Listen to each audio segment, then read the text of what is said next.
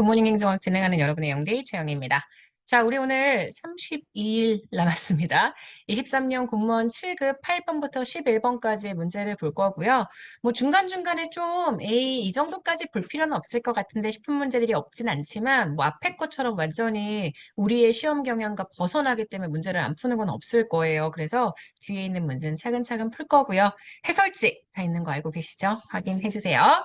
자, 8번 문제 들어가도록 하겠습니다. 현행 지방교부세에 대한 설명으로 가장 거리가 먼 것. 지방교부세 굉장히 어려워하시는 주제인데 그렇게 어렵지 않습니다. 지금 여기 나와 있는 내용들 그냥 그대로 읽어주실 수 있으면 되거든요. 지방교부세의 종류는 네 가지죠. 일단 보통교부세, 특별교부세, 부동산교부세, 소방안전교부세 이렇게 네 가지로 구분이 됩니다. 보통교부세는 해마다 기준 재정 수입액이 기준 재정 수요액에 미치지 못한다. 기준 재정 수입액 대비 기준 재정 수요액 대비 필요한 돈 대비 수입액 요렇게 해서 계산하는 게 아시겠지만 재정력 지수입니다. 요 재정력 지수를 계산했더니 이 재정력 지수가 1이 안 돼. 1보다 작은 숫자야. 자, 그러면 재정력 지수 1보다 작은 숫자 필기가 이상하네요. 자, 이렇게 되면 이게 보통교부세의 교부 조건이기 때문에 기준 재정 수입액이 기준 재정 수요액에 못 미치는 지방자치단체에 그 미달액을 기초로 교부한다. 맞는 선지죠. 다만 자치구의 경우에는 기준 재정 수요액과 기준 재정 수입액을 각각 해당 특별시 또는 광역시의 기준 재정 수요액 및 기준 재정 수입액과 합산해서 산정한 다음에 특별시나 광역시에 교부한다. 요거는 사실 저희 9급용은 아니고요. 7급이나 지자론 공부하시는 분들을 위한 용도인데 아시겠지만 자치구에 대한 교부세는 광역 단위로 한꺼번에 받는다는 거 아시는 분들 있으시죠? 9급용은 아닙니다. 9급은 여기까지만 보세요. 여기까지만. 어쨌든 그래서 여기 있는 뒤에 자치구에 대한 현재 보통교부세는 광역 단위에 교부하게 된다. 이렇게 해서 교부하는 방식에 대한 이야기 간단하게 나와 있습니다. 어쨌든 이번은 이 앞에 것만 봐주시고요. 3번 행정안전부 장관이 법령에 따른 특별교부세 사용에 대해서요. 조건을 붙이거나 용도를 제한할 수 있습니다. 이건 법에 나와 있는 내용이에요. 특별교부세 자체가 애초부터 용도를 제한해서 교부하는 돈이기 때문에 특별교부세는 제가 특정 재원의 성격이 있다라고 이야기했죠. 보통요, 일반 재원의 성격이 보통인데 교부세는 소방안전교부세와 특별교부세는 특정 재원의 성격이 나타납니다. 자, 4번입니다. 행정안전부 장관은 지방자치단체장이 법령에 따른 특별교부세의 교부를 신청할 때 본래는 교부세는 알아서 자동으로 주는 건데 특별교부세에 대해서는 신청해서 교부하게 되죠. 다만 신청 없이도 행안부 장관이 필요하다고 인정이 되면 일정한 기준에 의해서 특별교부세를 교부할 수 있습니다. 해당 내용은 법령을 한번 읽어봐 주시면 좋을 것 같아요. 굳이 지방교부세법을 다 보실 필요는 없고요. 제가 이 문제 해설로 실어놓고 있는 법령이 있으니까 그거 한번 읽어보시고 정리해 주시면 좋을 것 같습니다. 자, 9번 들어갈게요. 현행 법령상 공공기관에 대한 규정으로 옳은 것. 이것도 마찬가지로 법정 내용입니다. 그래서 법령 내용을 한번 읽어본다고 생각하시고 정리해 주시면 좋을 것 같거든요.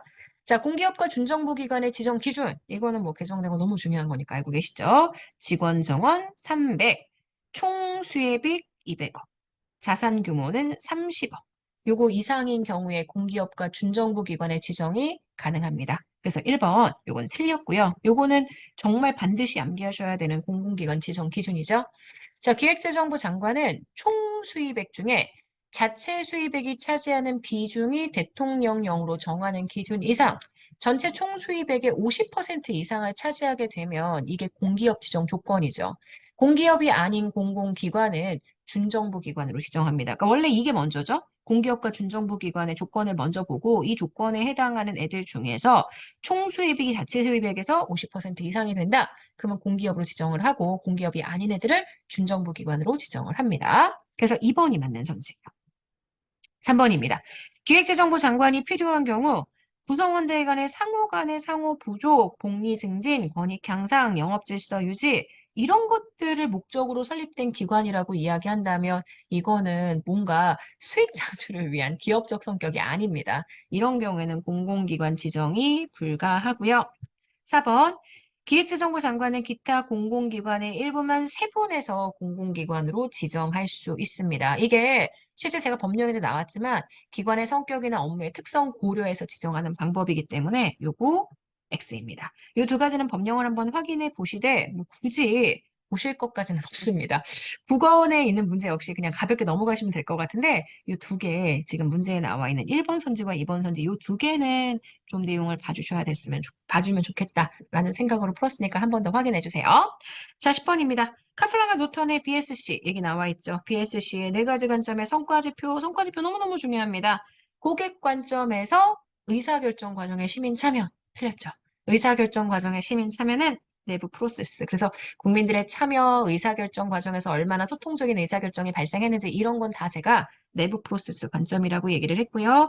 이 의사결정 단계에서의 시민이 참여하는 과정에서 적법한 절차를 지키는 것 역시 내부 프로세스 관점입니다. 내부적 관점에는 재무적 관점에는 자본 수익률 등의 경제적 지표들이 들어가고요. 학습과 성장 관점에서는 정보 시스템의 구축이 들어가는데 정보 시스템의 구축은 학습하고 성장할 수 있는 정보의 시스템상의 구축이기 때문에 요거는 내부 프로세스 관점이 아니라 학습 및 성장 관점에 해당한다. 이렇게 기억해 주세요. 정답이 되는 건 1번입니다. 자, 마지막 11번. 롤스의 정의론에 대한 얘기 해보죠. 롤스의 정의론은 최근에 연습했었던 내용과 굉장히 비슷해서 잘 푸실 수 있지 않았을까라는 생각이 드는데 일단 문제에서 적절하지 않는 걸 골라주는 거고요. 1번. 롤스의 정의론의 기본적 1원리가 기본적 자유의 평등이죠. 다른 사람의 유사한 자유와 요거 중요하다고 했어요. 상충되지 않는 범위 내에서 최대한 기본적 자유의 평등한 권리가 인정되는 거고요. 차등의 원리가 이 원리의 두 번째입니다. 차등 조정의 원리가 기회균등의 원리와 차등의 원리 두 개로 구분이 됩니다. 그래서 차등의 원리는 저축의 원리와 양립하는 범위 알고 계시죠? 저축의 범위와 양립할 수 있는 범위 내에서 가장 불우한 사람들의 편익을 최대화시켜주는 원리. 후세대를 위해서 어느 정도 돈을 남겨놔야 하는 게 저축의 원리인데 저축의 원리를 포기하는 게 아니라 양립하는 범위 내에서 해야 한다라고 주장했었던 거 제가 수업 시간에 많이 강조했던 내용입니다. 3번. 공정한 기회균등의 원리란 사회 경제적 불평등은 그 모체가 되는 모든 직무와 지위에 대해서 기회균등이 공정하게 이루어진 조건 하에, 그죠? 기회균등은 공정해요. 그 다음 직무나 지위가 자기의 능력과 노력에 따라 좀 달라진다라고 한다면 그에 따른 사회경제적 불평등은 나타날 수 있다는 거죠. 그러니까 공정한 기회균등은 기회를 누구에게나 균등하게 줍니다. 그러면 결과는 다르겠죠. 사람마다 성취도가 다르니까 결과에 차이가 분명히 생길 텐데 요거는 인정할 수 있다까지가 공정한 기회균등의 원리, 기회균등 차등 조정의 첫 번째 원리입니다. 공동한 기회균등의 원리와 차등의 원리가 충돌할 때에는 당연히 전자인 요거 얘가 먼저 우선시 되어야 하기 때문에 문제에 적절하지 않은 내용은 현재 몇 번이 되는 거냐면 틀린 선지니까 현재 4번이 되는 거 볼 수 있습니다. 요게 X예요. 오케이? 자, 여기까지 보시면 우리 오늘 문제는 다 정리가 됩니다.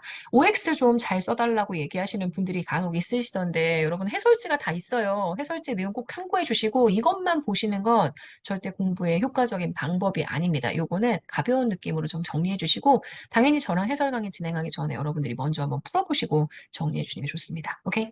네, 11번 여기까지 볼게요. 오늘 하루 정말 여러분 거고요. 내일 아침에 만나도록 하겠습니다. 여러분 안녕.